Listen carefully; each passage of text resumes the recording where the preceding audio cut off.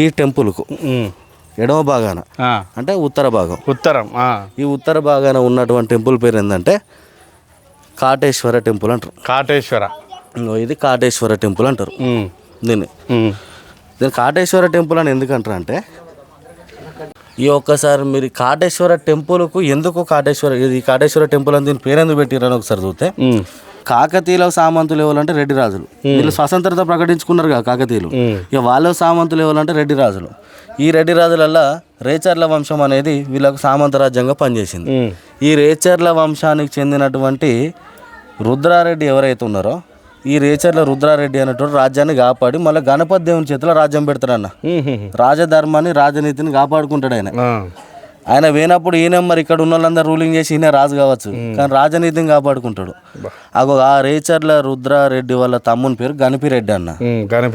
ఈ గణపిరెడ్డి అనే వ్యక్తి ఈ గణపురం అనే ఈ టౌన్ మనం TTT విధానంతో మాట్లాడుకున్నాం కదా, టౌన్ ట్యాంకు టెంపుల్ అని, ఇదంతా నిర్మించింది గణపిరెడ్డి అన్న. గణపిరెడ్డి అనే రాజు ఈ గణపేశ్వర ఆలయాన్ని, ఈ కాటేశ్వర ఆలయాన్ని, ఆ నాట్య మండపాన్ని, ఈ గణపురం అనే ప్రాంతాన్ని, అక్కడ ఉన్నటువంటి గణప సముద్రాన్ని, ఇదంతా ఈ గణపురం అనే ఊరును గనక నిర్మించింది ఎవరు అంటే రెడ్డి రాజు అయినటువంటి రేచర్ల రుద్రారెడ్డి తమ్ముడు రేచర్ల గణపిరెడ్డి నిర్మించిండు.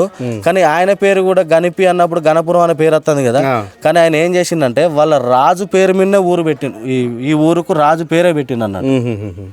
గణపతి దేవుని మీదనే దీనికి పెట్టిండు, ఈయన పేరు మీద పెట్టుకోలే, కానీ నిర్మించింది ఆయన. ఇదంతా ఈ గణపిరెడ్డి చేసిండు కదా, రాచర్ల గణపిరెడ్డి చేసిండు కదా, ఇది రేచర్ల గణపిరెడ్డి. ఇది ఏ సంవత్సరంలో?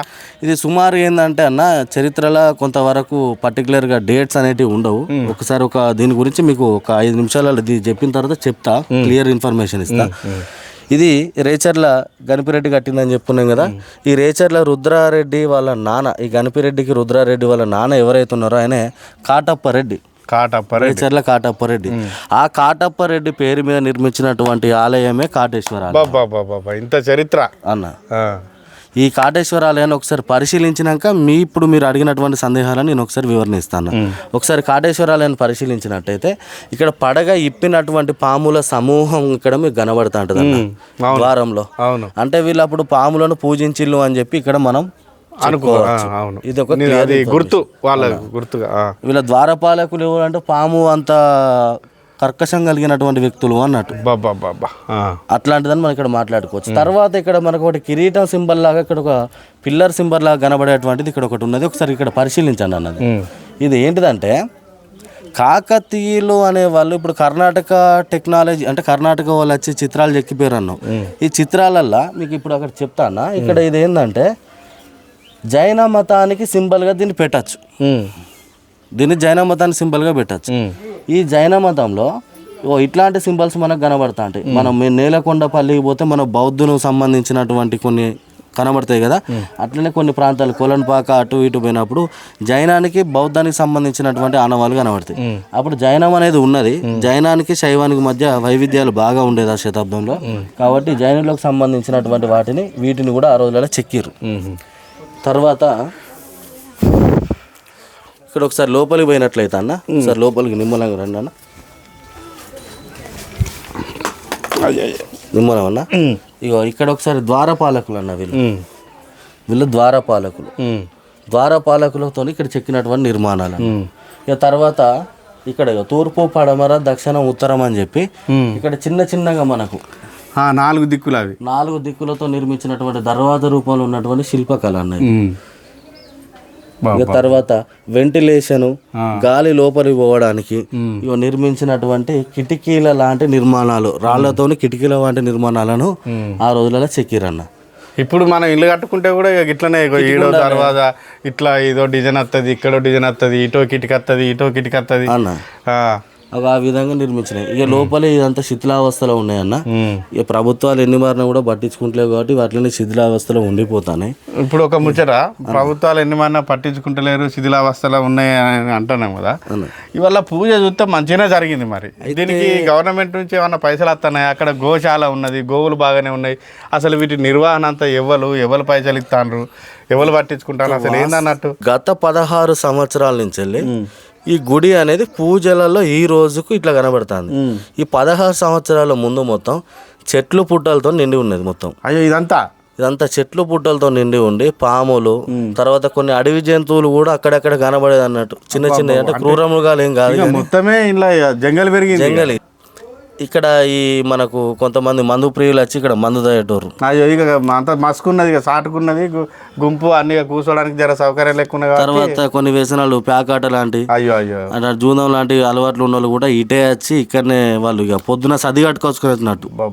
అంత శిథిలమైపోయి అంత అసాంఘిక కార్యక్రమాలు జరిగే దీన్ని ఇంత రేంజ్లో ఇప్పుడు ఇంత మంచిగా పూజలు అందుకుంటుంది. అదే ఇది అంతా ఎవరు చేస్తాను. అసలు యాక్చువల్గా ఏంటంటే ఇది ఒక వ్యక్తి పూనుకుంటే వ్యక్తితో పాటు ఒక వ్యవస్థ అనేది ముందడుగెడితేనే ఇది అవుతాను. అయితే వ్యక్తి ఎవరంటావు? ఇక్కడ మనకు నాగపూరి శ్రీనివాస్ గౌడ్ అని చెప్పి ఆయన ఫోటో స్టూడియో ప్లస్ రిపోర్టర్ గా పనిచేస్తాడు. స్థానికుడు. ఆయన పూనుకున్న తర్వాత అతనితో పాటు ఒక 10-15 మంది కలిసి ఇక్కడ కోటగుళ్ళ పరిరక్షణ కమిటీ అనేది ఏర్పాటు చేశారు. అప్పుడు ఆ టైంలో నేను కూడా కమిటీలో ఒక మెంబర్ని. అప్పుడు ఇదంతా ఊడవడం, దీని మీద సర్దడం, తర్వాత దీన్ని క్లీన్ చేయడం, చేసిన తర్వాత దేవుణ్ణి కడగడం, అభిషేకాలు చేయడం, ఇట్లాంటివి చేస్తా అంటే దేవుని అంటే ఆ రోజులలో వాళ్ళు గన్ని సంవత్సరాల క్రితమే వాళ్ళు గొప్ప టెక్నాలజీతో కట్టారు. అసలు వాస్తవానికి ఏంటంటే దేవుడు ఉన్నాడా లేడా అనేది అదొక క్వశ్చన్ మార్క్. అయితే ఉన్నాడు అనే ఒక అభిప్రాయం అనేది ప్రజలకు రావడం వల్లనే ఈ రోజుకి గుడి అనేది ఇట్లా కలకలలాడుతాను జనాలతో. సంతోషం. మరి పూజకు సంబంధించిన ఇప్పుడు ఈ నాగపూరి సీన్ అంటే 16 ఏళ్ల క్రితం అనుకొని ఒక కమిటీ వేసిండ్రు, చేస్తాండ్రు. మరి పూజలకు సంబంధించిన ఖర్చులు, పువ్వులు, కాయలు, పండ్లు, ఫలాలు, నూనె, ధూప నైవేద్యాలు, ఆ గోశాల మెయింటెనెన్స్, దానికి వాటి ఖర్చు, ఇదంతా ఎట్లా వస్తుంది? మరి ఇప్పుడు మీరు అన్నట్టే ఈ దాదాపు 10 సంవత్సరాల క్రితం ఒక గోవు ఉండే అన్న.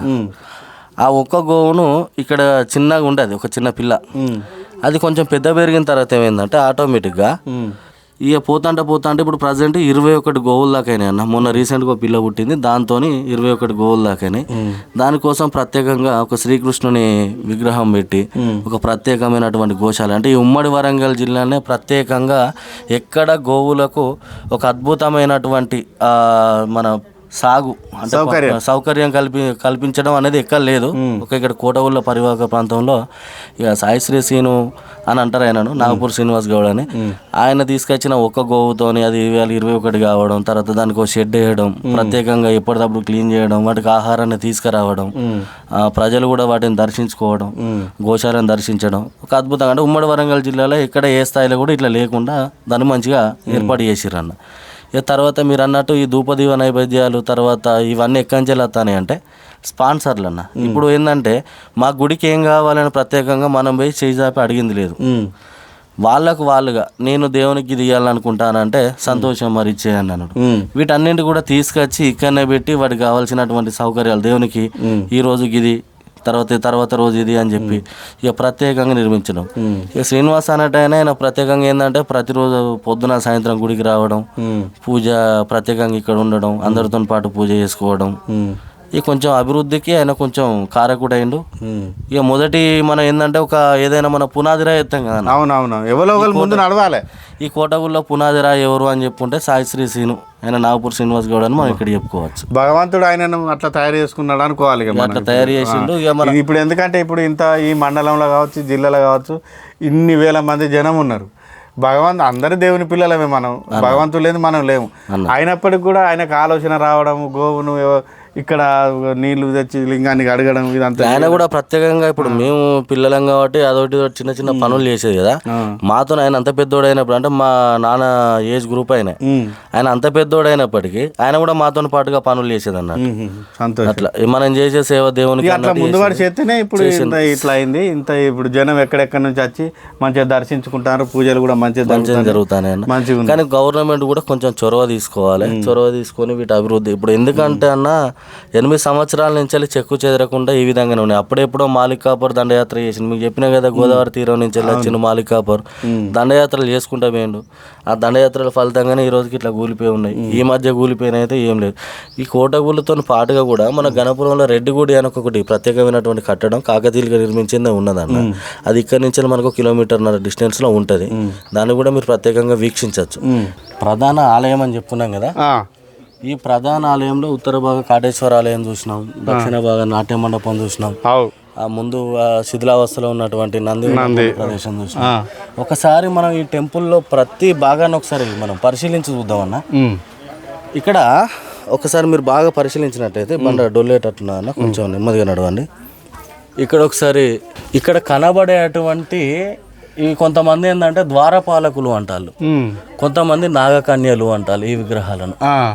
ఇది కూడా చూడండి, ఎర్రని రాయికి నల్లని రాయిని తీసుకొచ్చి ఒక శిల్పంగా చెక్కితే ఎంత అద్భుతంగా కనబడుతుంది అనేది ఇక్కడ వాళ్ళ శిల్ప నైపుణ్యం, వాళ్ళ యొక్క ఆలోచన దృక్పథం అనేది ఇక్కడ మనకు కనబడుతుంది అన్న.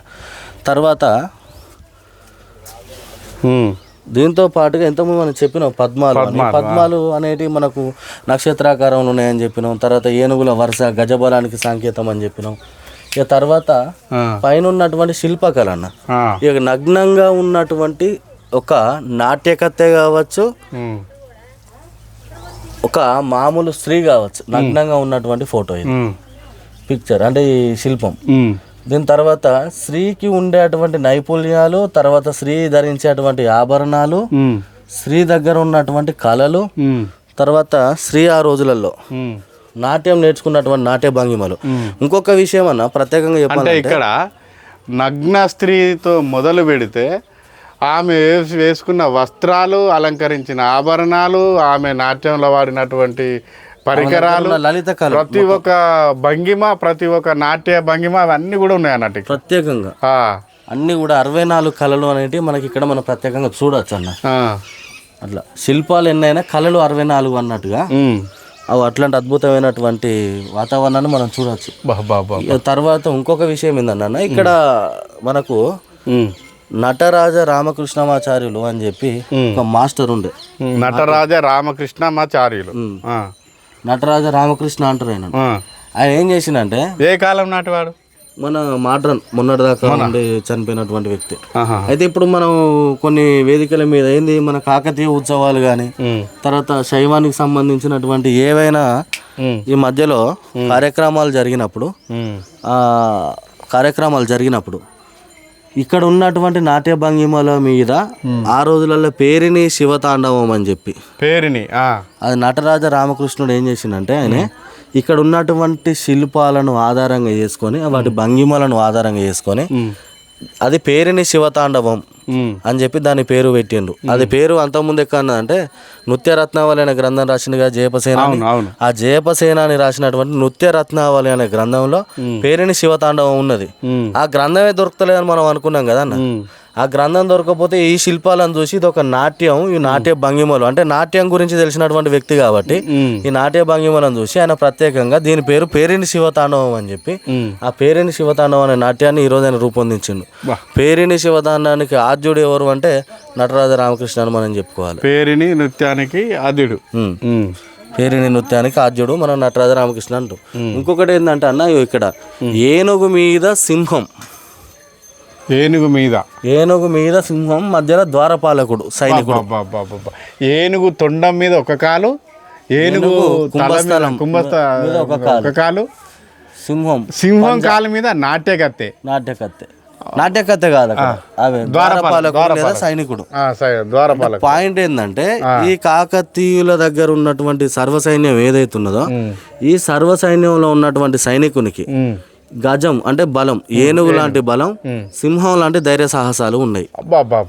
కాబట్టి కాకతీయ సైన్యం అనేది చాలా గొప్ప సైన్యం, చాలా బలమైన సైన్యం. దీన్ని ఎదుర్కోవాలంటే చాలా కష్టం అని చెప్పి మనకు దీని ఆధారంగా మనం తెలుసుకోవచ్చు అన్నట్టు.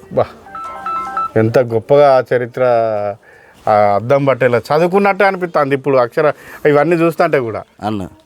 ఇక్కడ ఇంకా ప్రత్యేకంగా మీరు చూడొచ్చు అన్న, ప్రతి దానికి కూడా ఇవే శిల్పాలు, నాట్య కత్తెలు, నాట్య భంగిమలు ఇవన్నీ కూడా ప్రత్యేకంగా చూడొచ్చు. చుట్టూరు తిరిగేద్దాం ఒకసారి చుట్టూ తిరుగుదాం అన్న. ఒకసారి వీటిని మీరు పరిశీలించండి.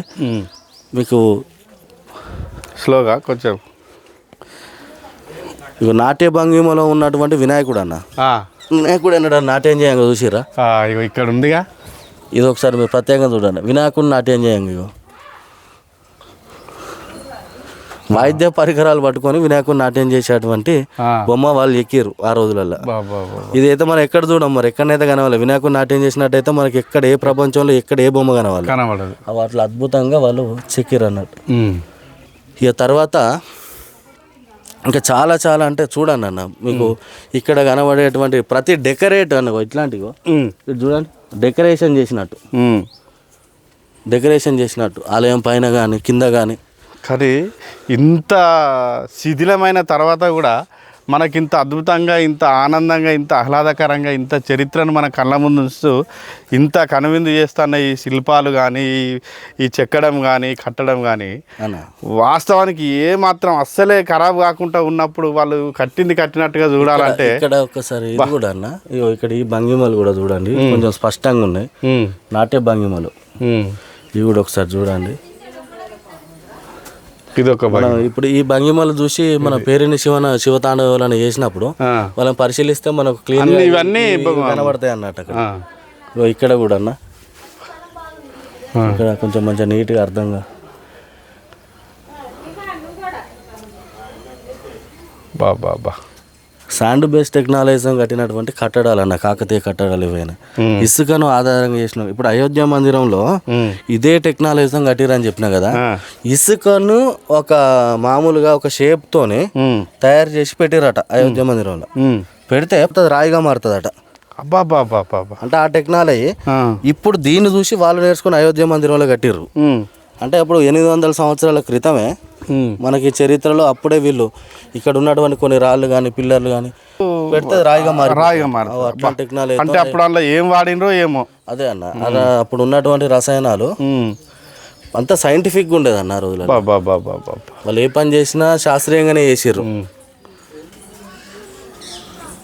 శాస్త్రీయ దృక్పథంలో ఉన్నది వీళ్ళ నాడి మొత్తం. అప్పుడు ప్రతిది కూడా ఏనుగు కుంభస్థలం మీద సింహం ఒక కాలు, తొండం మీద ఒక కాలు, ఆ సింహం కాలు మీద సైనికుడు, ద్వారపాలకులు, సింహం. ఎంత అద్భుతంగా ఇన్ని భూకంపాలు ఇన్ని తట్టుకొని తెచ్చుకోవాలి, దీన్ని కాపాడాలి ఈ సంపదను. ఇక ఎక్కువసారి చూడాలన్న అలంకారాల శైలి ఒకసారి ఇక్కడ అన్న పరిశీలించండి. బాబా ఇక్కడ మీకు ఇక్కడ కూడా గజకేసరి సింబల్ ఇక్కడ కూడా కనబడుతుంది అలంకార శైలిలో. అక్కడ సింహం ఏనుగు బొమ్మలు కూడా కనబడతా ఉంటాయి. తర్వాత హంస బొమ్మలు కనబడతా ఉంటాయి. పిల్లర్ లాగా అంటే జైన మందిరాలలో నిర్మించినటువంటి కట్టడాల్లాగా. ఆ తర్వాత అక్కడ ఆభరణాలు పెట్టుకున్నట్టుగా. అది ఒక అద్భుతమైనటువంటి శైలి అనేది. ఈ శిల్ప శైలి అనేది అద్భుతం. ఇది కానీ అబ్బా ఎంత డిజైన్ చెక్కిండ్రు, ఎన్ని సంవత్సరాలు పట్టిందో అసలు. ఇప్పుడు వాళ్ళు అక్కడ చెక్కినటువంటి దాన్ని పాయింట్ టు పాయింట్ మనం స్కేల్ పెట్టి కొలిసినా కూడా సేమ్ అదే కొలత అని చెప్పినా కదా. అంటే వాళ్ళు ఎంత టెక్నాలజీతో చెప్పుకుంటారు, అసలు ఎన్ని సంవత్సరాలు కట్టిండ్రు దీన్ని. ఇలా అయితే ఇక మళ్ళీ ఇంకొక విషయం ఏంటంటే గణపతి దేవుడు టైంలో కోటగుళ్ళ నిర్మించాలని చెప్పుకున్నాం. వాళ్ళ తండ్రి రుద్రమదేవుని టైంలో ఏం నిర్మించారు అంటే 1000 స్తంభాల గుడి నిర్మించారు. గణపతి దేవుని తండ్రి రుద్రమదేవుని టైంలో 1000 స్తంభాల గుడి నిర్మించారు. గణపతి దేవుని టైంలో ఇది గణపిరెడ్డి అనే టైం. ఆ టైంలో వాళ్ళు సామంత రెడ్డి రాజు కాబట్టి ఆయన నిర్మించినటువంటి కట్టడాలు ఇవి. దీని తర్వాత నెక్స్ట్ గణపతి దేవుని తర్వాత ఎవరు వచ్చిల్లన్న రుద్రమదేవి వచ్చింది. రుద్రమదేవి తర్వాత వచ్చిన వాళ్ళు ఎవరు, వాళ్ళ బిడ్డ ముమ్మడమ్మ రుయ్యమ్మ అని వస్తారు. ఈ ముమ్మడమ్మ కొడుకు ఎవరంటే 2వ ప్రతాపరుద్రుడు. అంటే మొదటి ప్రతాపరుద్రుడు ఎవరు అంటే అర్థమైంది, ఈయన 2వ ప్రతాపరుద్రుడు కదా. ఈయన కాలంలో ఏం కట్టిరంట అన్న, ఇది కట్టిరు, రామప్ప కట్టిరు, రామప్పాలయం కట్టిరు. అంటే వాస్తవానికి మొదటి కట్టిందండి 1000 స్తంభాల గుడి. ఇది ప్రతి పాయింట్ టు పాయింట్ అన్ని ధ్వంసమైనవి, కొన్ని భూమి లోపల అంతరించిపోయినాయి. అక్కడ మనం చూసినట్లయితే కొన్ని శిల్పాలను బయటికి తవ్వి తీసిరు. అక్కడ ఇంకొకటి ఏంటంటే శత్రువుల బారి నుంచి వీళ్ళు సంపదను కాపాడుకోవడం కోసం సంపదను భూమి లోపల పాతి పెట్టిరు. కొన్ని ఐడెంటిఫికేషన్ కలిగినటువంటి మార్క్స్ గుర్తులు పెట్టిరు. ఈ గుర్తులు వాళ్ళకే తెలుసు, మనకు తెలియదు. అందుకే చుట్టుపక్కల ఉన్న వాళ్ళకి కూడా ఏమైతుందంటే కాకతీయ సంపద మొత్తం అంటే ఆ రోజులలో వాడు వాడినటువంటి ఆభరణాలను కూడా మనం ప్రత్యేకంగా ఈ రోజు కనీసం కళ్ళకు చూడలేకపోతాం అన్నట్టు. కొంచెం వాళ్ళు దీనికి సంబంధించిన 16 సంవత్సరాల క్రితం ఒక సాయిశ్రీ అనే వ్యక్తితోని దీనికి పూజలు స్టార్ట్ అయినటువంటి ఒక వ్యక్తి అడుగు ఇప్పుడు గణపతి పరిరక్షణ కమిటీ అనేది ఒక ఏర్పడి ఇంత అంగరంగ వైభవంగా పూజలు అందుకుంటున్నాయి అంటే మీరు ఒకసారి బాగా పరిశీలించినట్లయితే సొరంగ మార్గాలు అనేటివి ఉండే అటన్న అది ఇప్పటి వరకు అయితే మనకు కనబడతలేదు. తర్వాత ఇక్కడ ఉన్నటువంటి ప్రాకారం అంటే కొంతమంది అసాంఘిక కార్యకలాపాలు గుడి ఆవరణంలో చేస్తారు కాబట్టి వాళ్ళను ఈ పరిసరాలలో రానియకుండా ఈ మట్టి కోటకు లోపల ఉన్నటువంటి ఈ రాతి కోటలు ఉన్నాయి కానీ దీని కిందనే సొరంగ మార్గం ఉన్నదని చెప్పారు. కాబట్టి దాని మీద ఏం చేసిర్రు అంటే కొంత మన కాంక్రీట్ అవన్నీ కలిపి ఏం చేసిర్రు అంటే నింపేసిర్రు ప్రాకారాలుగా, లోపలికి ఎవరు రాకుండా ఎంట్రన్స్ నుంచి రావాలి తప్ప. అన్న ఇప్పుడు మనం ఒకసారి ప్రత్యేకంగా ఇక్కడ చూసినట్లయితే మన గోశాల కనబడుతుంది. ఇక్కడ కృష్ణుని బొమ్మతోని ఇక్కడ లోపల ఫ్యాన్లతో నిర్మించిల్లు గోవుల కోసం. ఇది ఒక వాటి జీవ ఆవాసానికి ఇది ఒక ప్రత్యేకమైనటువంటి నిలయం. ఇది దీన్ని ప్రత్యక్షంగా మనం చూసుకుంటే దీని నిర్మాణ దాతలు కూడా ఇక్కడ మనకు కనబడతారు. ఈ గోశాల అనేది ఒకసారి మనం లోపల పరిశీలించినట్లయితే గోవులు అనేటివి ప్రస్తుతం అవి బయట తినడానికి వాటిని తీసుకుపోయినట్టున్నారు. లోపల ఒకసారి కూడా మనం పరిశీలించవచ్చు గోశాలకు సంబంధించి. ఒకసారి గోశాల లోపల చూసినట్లయితే గోవులకు నిర్మించినటువంటి ప్రత్యేకమైనటువంటి నిలయం ఇది. కృష్ణుని బొమ్మ ఇటువైపున ఏ విధంగా ఉన్నదో సేమ్ అటువైపున కూడా ఫ్యాన్లు వాటితో నిర్మించారు గోశాల. ఇది ఉమ్మడి వరంగల్ జిల్లాలో ఇంత శాంతి నిలయంగా గోవులకు ఇది ఎక్కడ లేదని మనం చెప్పుకోవచ్చు అన్న. ఇక్కడ ఒకసారి దీన్ని ప్రత్యేకంగా పరిశీలించి చూడవచ్చు.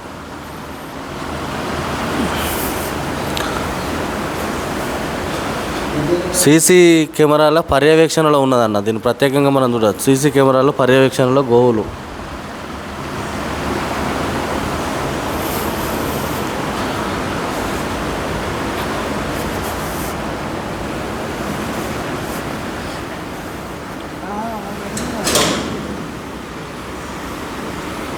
రెండు వైపులు అనుకున్నాం కదన్నా, ఇది రెండో వైపు. ఇది సేమ్ ఇదే విధంగా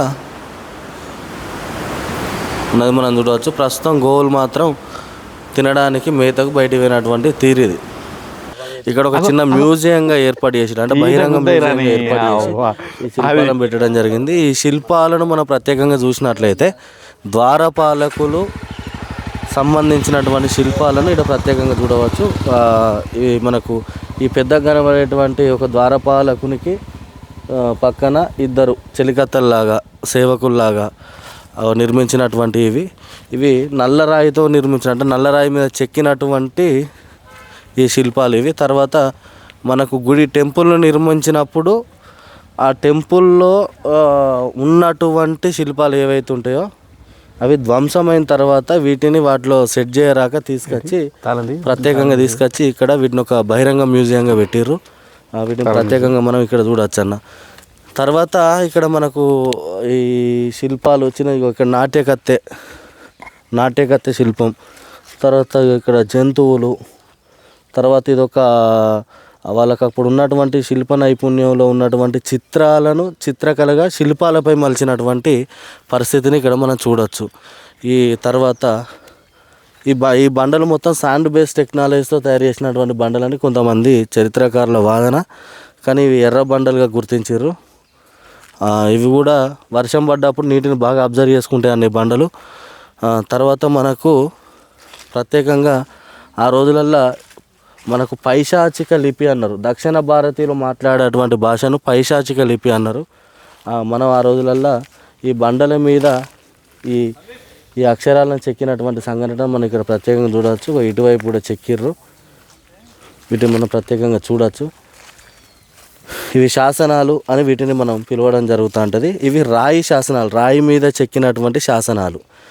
మనం మాట్లాడేటువంటి భాష ఆ రోజుల్లో ప్రాకృతం లేదా తెలుగు అని మాట్లాడిర్రు.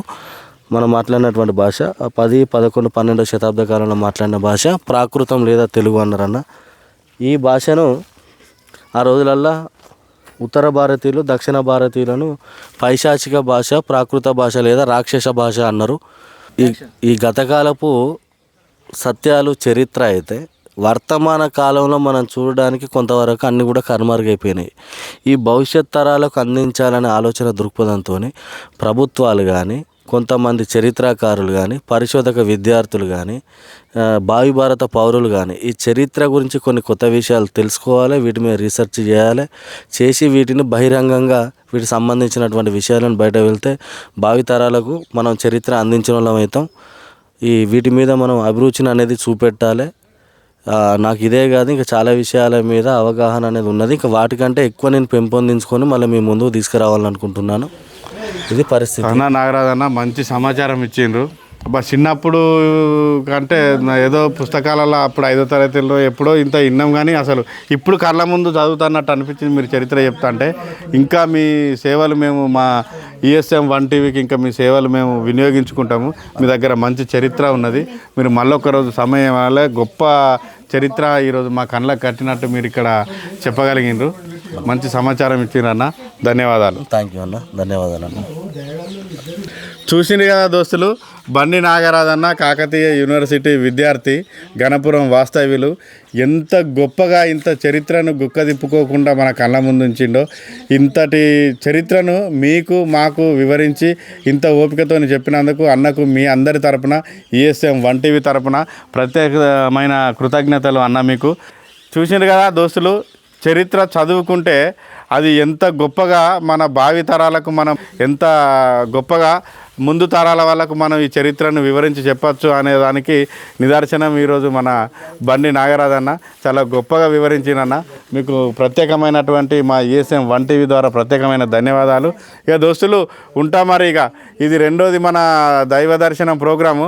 మొదటిదేమో చిలుకూరు బాలాజీ మొదలుపెట్టిన ఆ వీడియోను చూసి అందరూ లైకులు కొట్టి కామెంట్లు పెట్టి మంచి గొప్పగా నన్ను ప్రోత్సహిస్తాను. నన్ను ఇంత గొప్పగా మీ ఆదరాభిమానాలతో నన్ను ముందుకు తీసుకెళ్తున్నందుకు, నా వీడియోలు షేర్ చేస్తూ లైక్ కొడుతూ నా ESM 1 టీవీ సైదులు కామెడీ ఛానల్ను ప్రోత్సహిస్తూ మీ ఆదరాభిమానాలు నా మీద చూపిస్తున్నందుకు, ఇకపై కూడా మీ అభిమానం నా మీద ఇట్లనే ఉండి నన్ను మరింత ముందుకు నడిపిస్తారని, ముందుకు తీసుకెళ్తారని మనస్ఫూర్తిగా కోరుకుంటూ, ఎల్లవేళలా మీ సేవలో ESM 1 టీవీ ఎప్పటికీ మీ ముందుకు ఒక కొత్త కార్యక్రమాన్ని, దేవుడి కార్యక్రమం కావచ్చు, విద్యార్థులకు సంబంధించిన కార్యక్రమం కావచ్చు, ప్రజలకు సంబంధించిన కష్టసుఖాలకు సంబంధించిన కార్యక్రమాలు కావచ్చు, రాజకీయ ప్రముఖుల ఇంటర్వ్యూలు కావచ్చు, సినీ ప్రముఖుల సెలబ్రిటీల ఇంటర్వ్యూలు కావచ్చు, ఒక్కొక్కటిగా మీ ఆదరాభిమానాలు ఎంత గొప్పగా ఉంటే అంత గొప్పగా మీ ముందుకు ESM 1 టీవీ తీసుకొస్తుందని మనస్ఫూర్తిగా మీకు మాట ఇస్తూ సెలవు తీసుకుంటున్నాను. ధన్యవాదాలు.